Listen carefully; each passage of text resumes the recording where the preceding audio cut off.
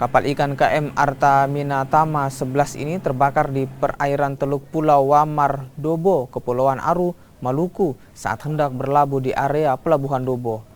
Kebakaran terjadi saat semua ABK tengah sibuk mempersiapkan kebutuhan untuk menuju area penangkapan ikan di Laut Arafura.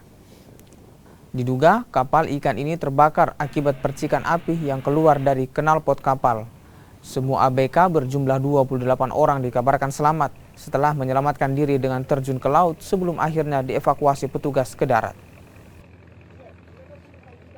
Baik, terima kasih yang dapat kami laporkan untuk kejadian kebakaran kapal pada hari ini jam 11.00 WIB di Pelabuhan Yosudarso Dobo, yang mana kebakaran tersebut diakibatkan karena adanya percikan api dari knalpot kapal, ya, sehingga menyebabkan kapal tersebut terbakar.